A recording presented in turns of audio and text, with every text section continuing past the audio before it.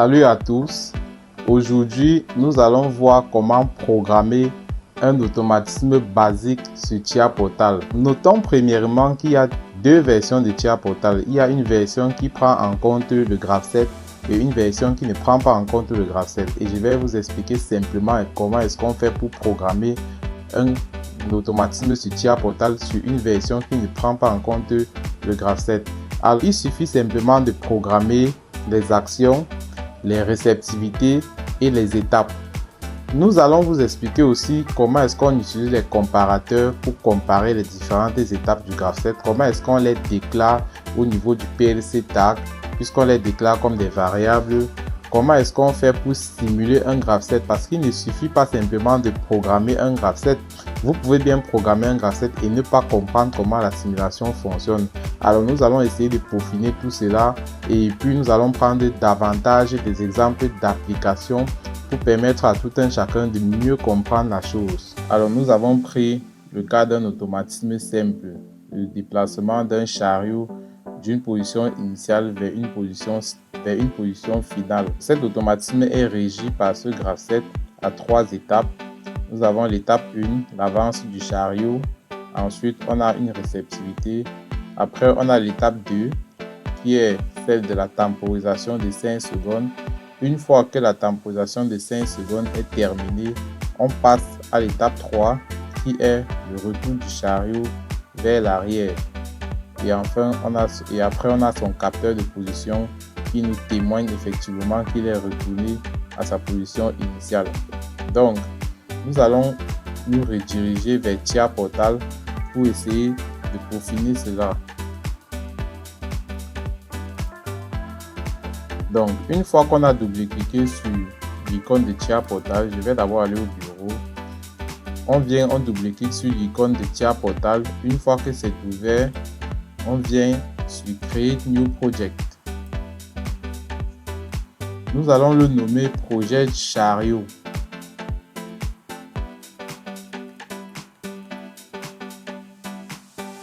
Ensuite, nous allons chercher le chemin d'enregistrement du fichier.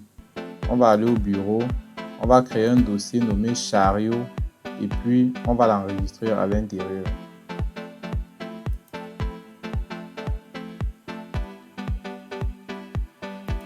On constate qu'on a créé deux nouveaux dossiers, on va supprimer un et puis on va nommer ce dossier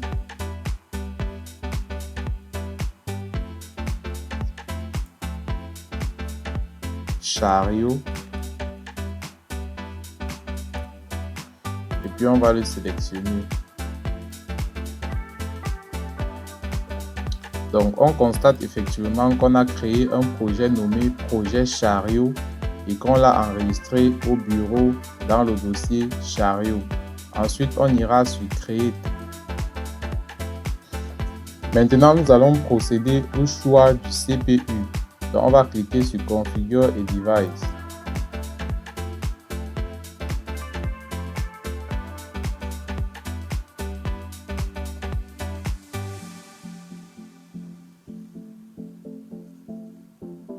On va aller sur Add New Device.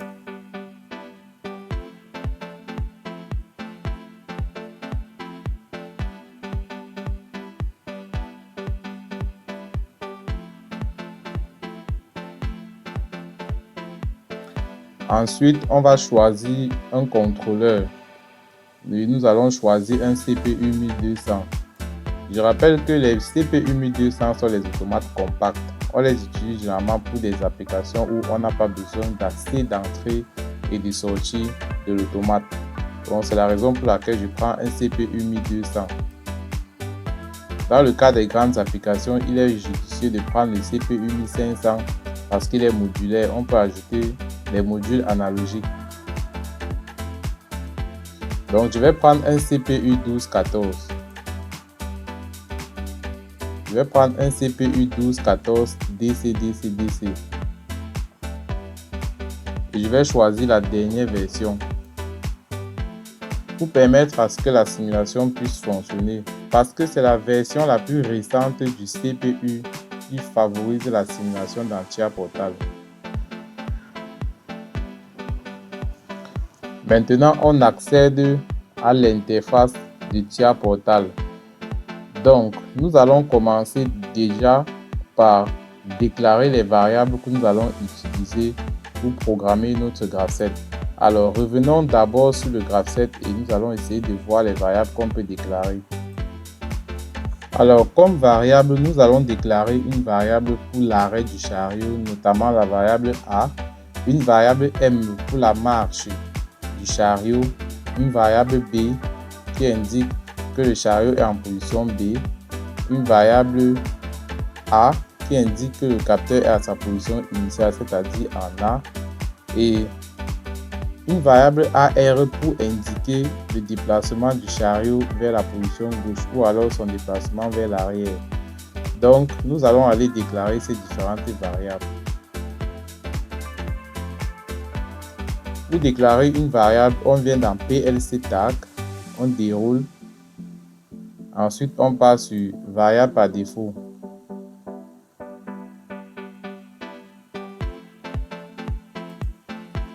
Ici, on va déclarer la variable A,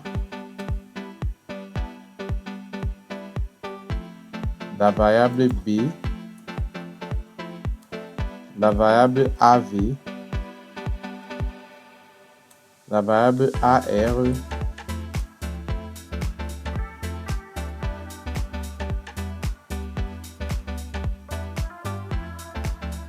et la variable M.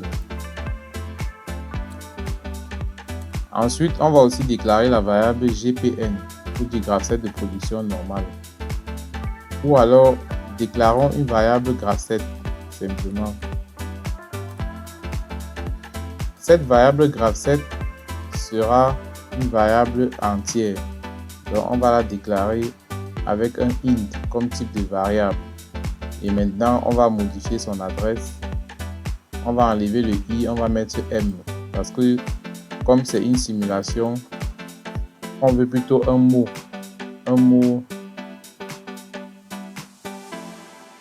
Parce que lorsque c'est une simulation, on utilise les pourcentages MW pour les variables entières. Donc ici, on va appeler ça par exemple MW10. On va valider. Pour les variables A, B, AV, AR et ME, étant donné que ce sont des variables booléennes, on va simplement venir modifier l'adresse. On va remplacer les pourcentages I par pourcentage M. Et j'avais rappelé que lorsqu'on met pourcentage M, c'est parce que on veut les mémoriser pour les forcer. Donc, on préfère utiliser les bits mémoire ici. Et j'avais rappelé ici qu'on utilise les pourcentages M parce que ce sont les bits mémoire. Donc, on va les forcer lors de la simulation. Donc, ici, on va utiliser pourcentage M2.0 et on va faire la recopie. La recopie permet de recopier le même adresse aux différentes variables. Donc, lorsqu'on fait la recopie, on se rend compte que toutes les variables ont pris l'adresse pourcentage M.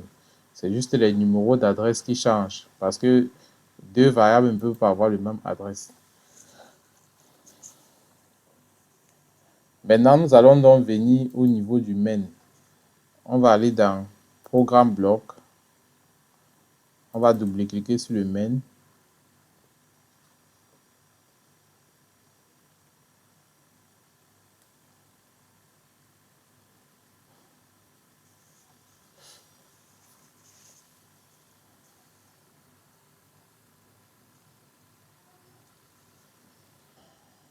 En général, le main est utilisé juste pour faire l'appel du graph7.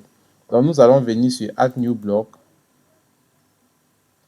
On va aller programmer ce graph7 dans un bloc qu'on appelle le FC. Ce bloc permet de programmer le graph7 en ladder. Le FB permet de programmer le graph7 avec des blocs fonctions. Donc ici, on va utiliser un FC et puis on va nommer notre bloc. Notre bloc FC, nous allons par exemple l'appeler graph7 système. On va l'appeler graph7 du système et puis on va cliquer sur OK. Maintenant, c'est dans ce FC que nous allons programmer notre graph7 et par la suite, nous allons l'appeler dans le main. Alors, je rappelle la logique du graph7. Pour ma version qui ne prend pas en compte le graphe 7, j'ai dit au début de ma vidéo que nous allons programmer les étapes, les actions et les réceptivités. Donc, nous allons commencer par programmer les réceptivités. Donc, ici, nous allons dire, par exemple, transition de l'étape 0 à l'étape 1. On revient sur le graphe 7. Lorsque nous sommes sur le graphe 7, on constate que pour passer de l'étape 0 à l'étape 1, il faut d'abord premièrement que l'étape 0 soit active et que la réceptivité liée à l'étape ci soit vraie.